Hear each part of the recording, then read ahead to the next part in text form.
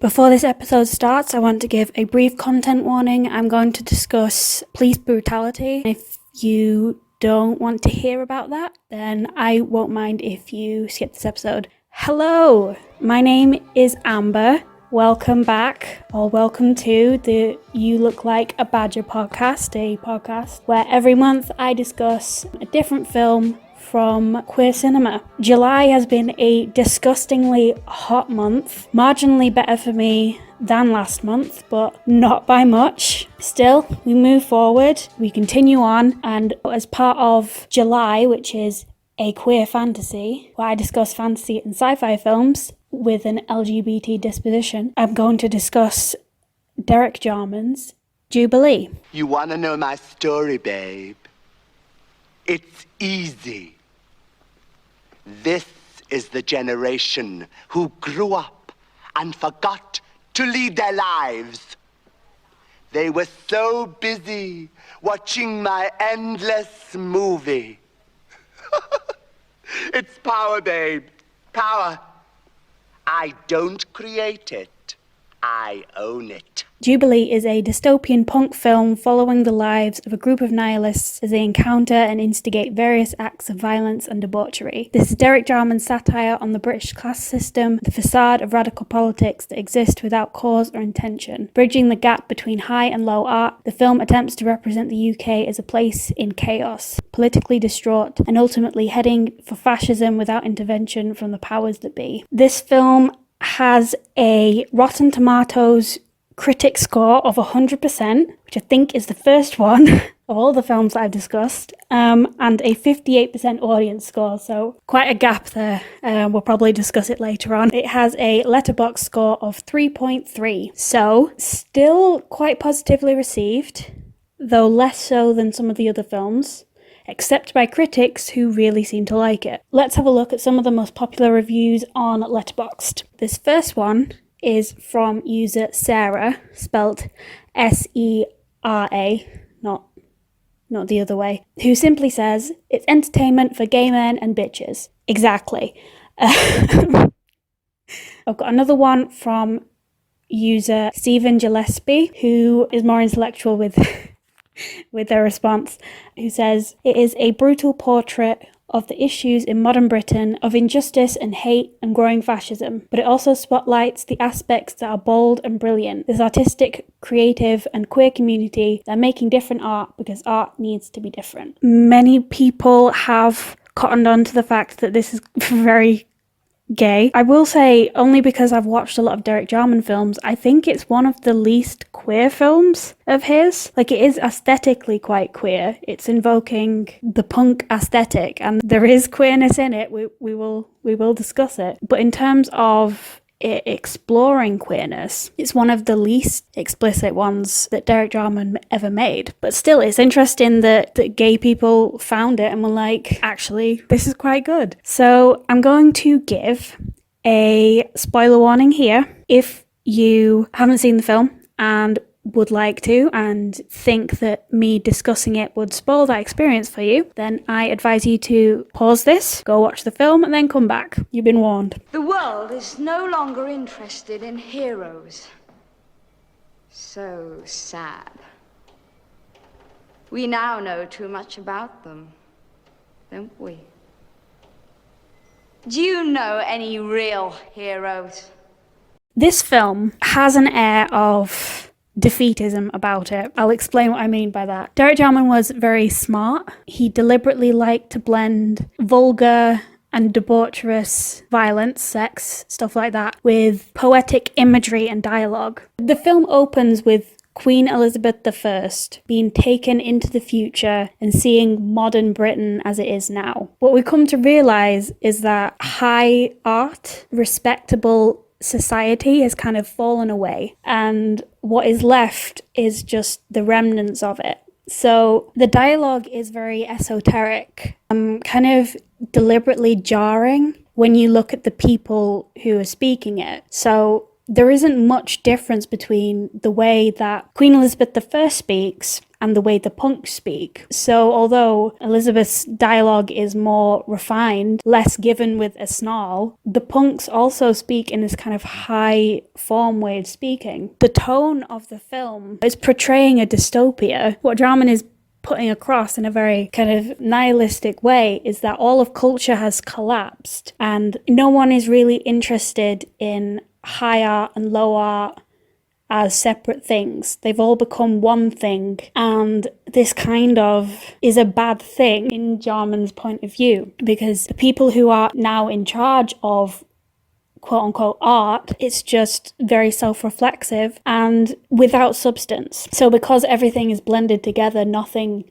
means anything anymore. And to Jarman, this is dystopic. And obviously this is the least dystopic thing about the film. When we look into the future, violence is regular and everywhere, committed by everyone, often for no reason. Like, one of the first things we see in a film is a group of punks stealing jewelry from dead bodies who have obviously died in a car crash. So there's this feeling from the perspective of the filmmaker, as Queen Elizabeth is transported to this time, as she wanders amongst the pores, that there is this nostalgia for a better time when these kind of movements didn't exist. There's nostalgia for that separation. And I think initially when I was watching the film, it kind of rubbed me the wrong way, because in other Derek Jarman films, he does seem to reflect on and portray this kind of loss of national identity that the UK has, but this kind of mourning for this loss of culture, it seems a bit classist. I did a rewatch for this podcast, and as I was watching, I was like, I don't know if I like this as much as I thought I did the first time. And obviously everyone's idea of dystopia is different, but for Jarman, a loss of culture is a loss of goodness, morality, and I don't know how far I agree with that, especially when that kind of idea is projected onto punks who were working class, very filled with rage and often politically motivated. Jarman obviously questions this, which I'll talk about later on, but yeah, it's just a bit strange. I found an article in The Quietus that discusses this. This is a quote. Whereas Jarman was nostalgic for a past that was virtually non-existent, the rose gardens of Elizabethan England pristine as only nostalgia can portray them, this isn't a loss specifically of the punk movement at the heart of the film's satire, but the loss of people, culture, and community. It's a very cynical film, as you might have been able to guess from that. The good thing about fantasy is that whether you like it or not, we're pretty much always talking about our own world. So the film makes an effort to establish that this isn't the Britain of the 1970s, which the film was made in. It's an entirely different place where history has stopped being recorded and one man owns the media, and there's violence everywhere and the police attack people for no reason. And, you know, everyone speaks in a specific way. So it's far removed from what we know to be real. But very obviously, this is our world, this is our country, and Jarman is portraying a version of this country that isn't very good. And I'm going to discuss the queerness in this film specifically, but just to link it back for this section, it portrays a version of the world where unconventional relationships can only exist in these kind of anarchist spaces, and outside of these spaces,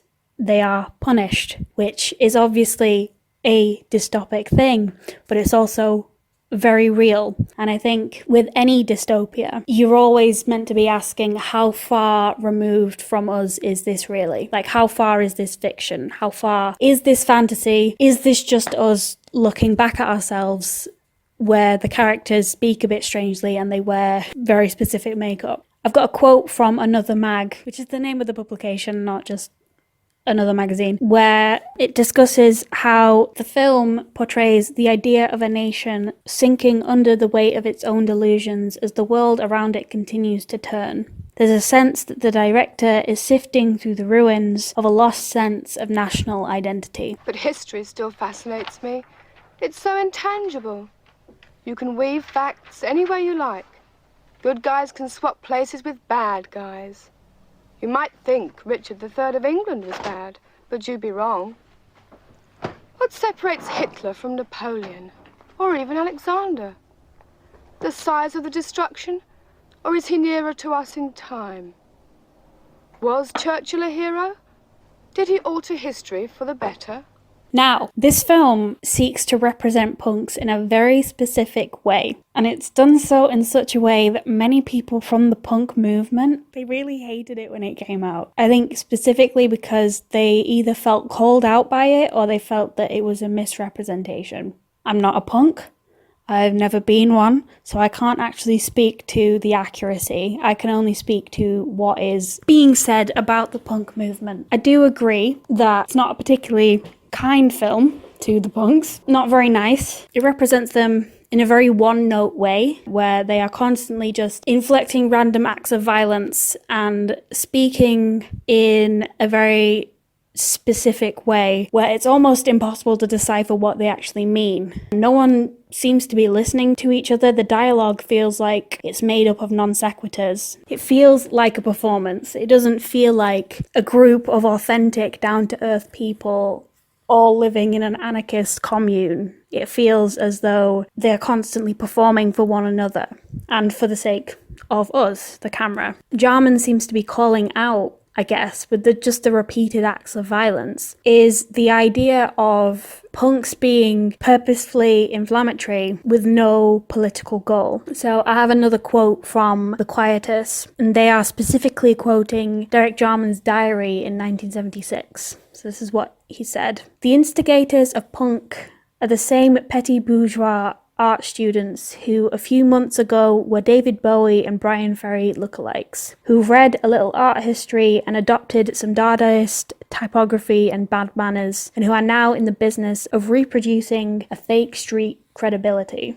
So with all that, it is kind of funny that punks got offended by this, because Jarman was right to call people out about that, because punk is a specifically politically motivated movement and aesthetic and lifestyle.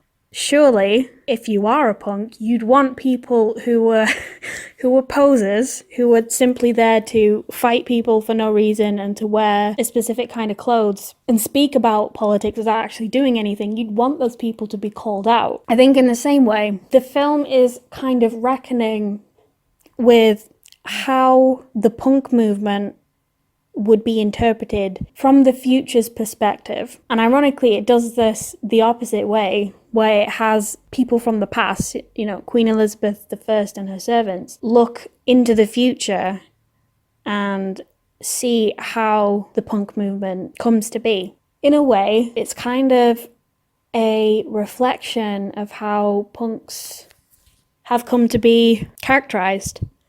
It's not a particularly complex exploration. It's in the vein of satire where you're meant to understand that these people are symbols rather than actual people. And in doing that, he's unintentionally reflected, Tory talking points where punks are violent thugs who have a bunch of gay sex and they don't work and they have no motivation and they play their music and they dress weird and just fight a bunch of people. So it is interesting. Jarman, in a sense, becomes kind of the middle-class moral panic voice. I don't know if he intended to be that. He did seem to be wanting to call out hypocrisy, but when you're coming from the perspective of being in a position of power as an artist, as a middle-class man, you become the person making the judgment.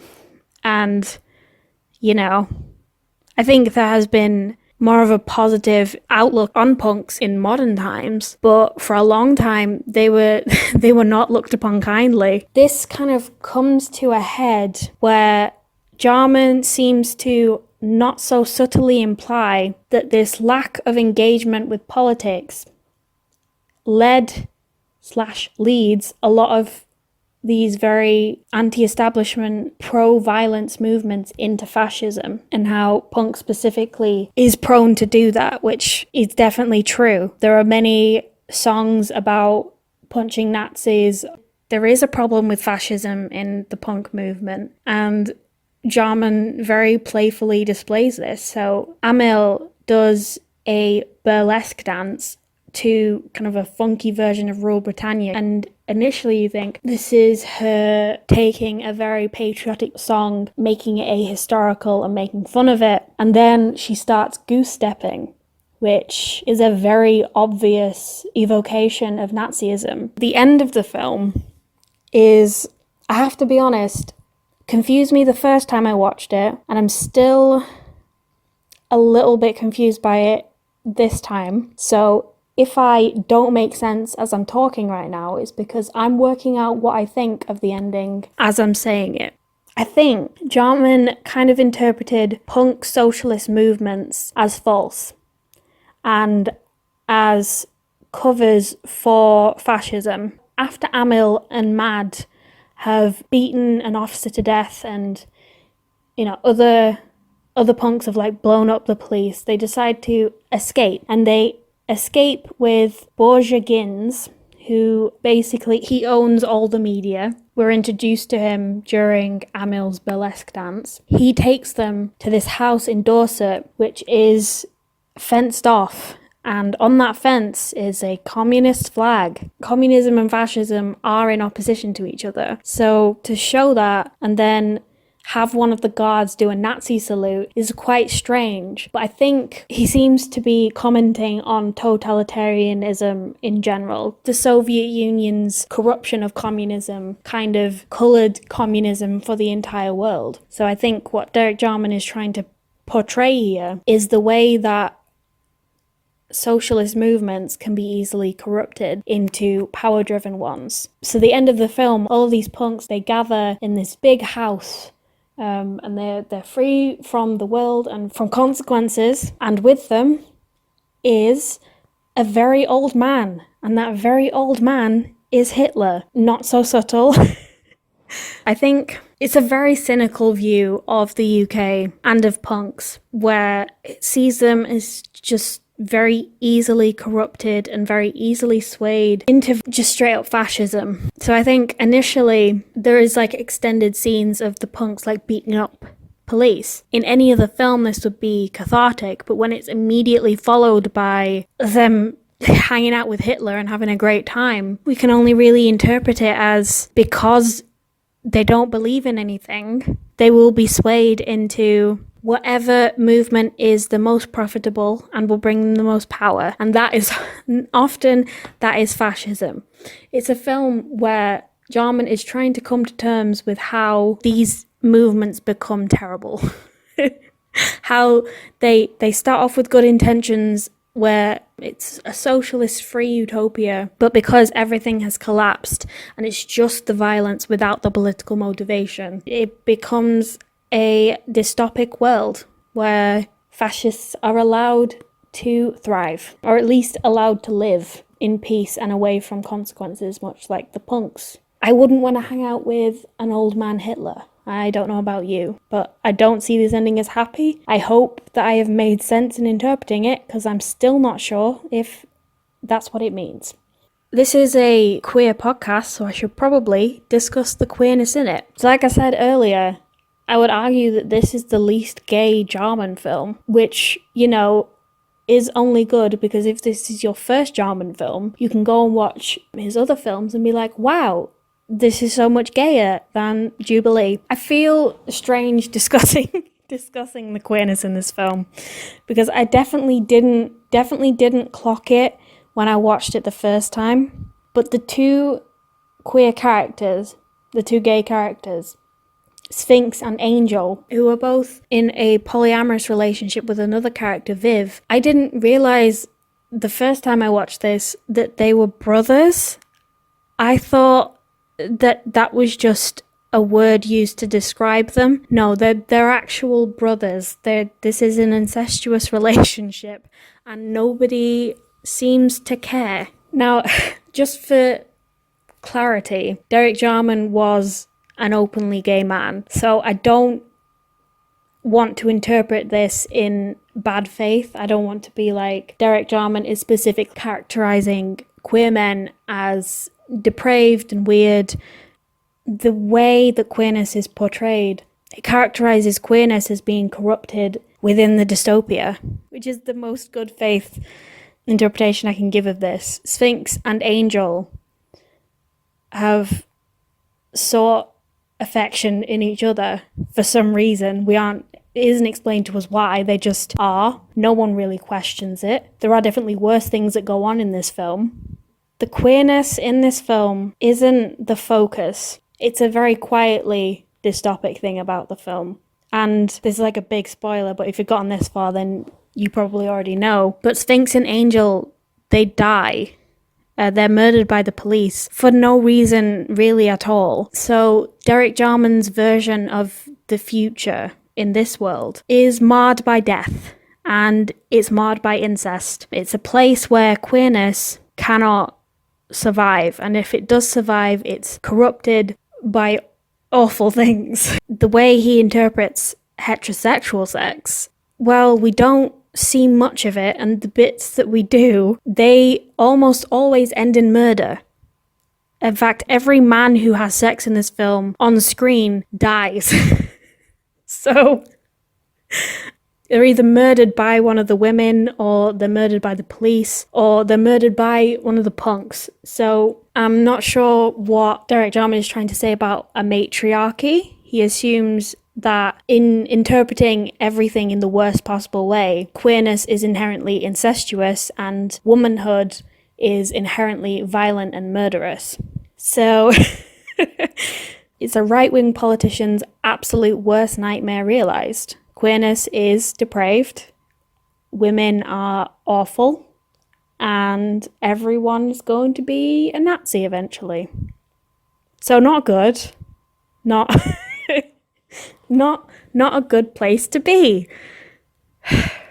Does it look like a badger? On my rewatch, I didn't like it as much as I did the first time. And I think I initially liked it because aesthetically it was really interesting. And I've always liked Derek Jarman's conception of dialogue, it being kind of strange and kind of above what's actually happening on screen. But I don't think I cottoned on to the satire. And I think this time around, I found it harder to pass through because I wasn't sure where Jarman was landing, and it felt a little classist at times. And I think many punks interpreted it that way as well. It didn't feel like a punk film for punks. It felt like a punk film for art students. I think it kind of looks like a badger, depending on your perspective. I think you could fully miss the satire of this film and just find it very insulting, especially if it's coming from a rich boy. I think the language inherently will put people off. I think the plotlessness of it would put people off. I think the ending would put people off. I understand why this film is as divided as it was. But even if it's not my favourite Jarman, I think it being kind of reclaimed as a cult favourite says a lot about Jarman's skill as a filmmaker. He was a very talented man, and this is one of his only films that's had a Criterion release. I mean, I wish they would do other films of his. That would be nice. It's a mixed bag. I really feel like not a lot of people are going to like this one. I'm going to give you some recommendations based on this film. I want more people to watch Derek Jarman's films. I think he was very talented and very underrated as a filmmaker. And I think his most accessible film, as in it has plot and characters and it's easy to understand, I would recommend Caravaggio. So it follows the artist, the titular artist, and his relationship with another man. It's got Tilda Swinton in it. It's got a baby Sean Bean. It's got a bunch of betrayal. Gorgeous to look at. It's very gay.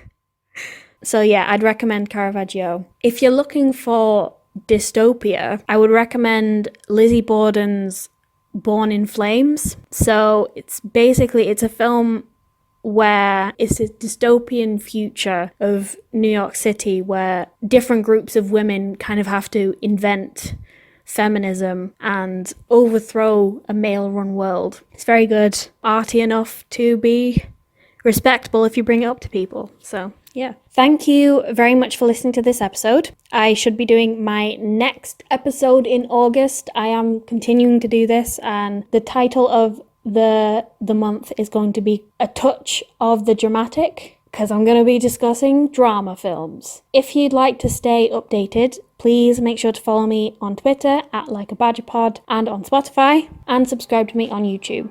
If you'd like to see more of my work, you can find my writing at ambercanwalk.com. If you'd like to donate money to me, you can donate to my Ko-fi, which I'll put in the show notes. All of my sources are also in the show notes if you want to read more. Thank you for listening, and I hope to see you in August. Bye!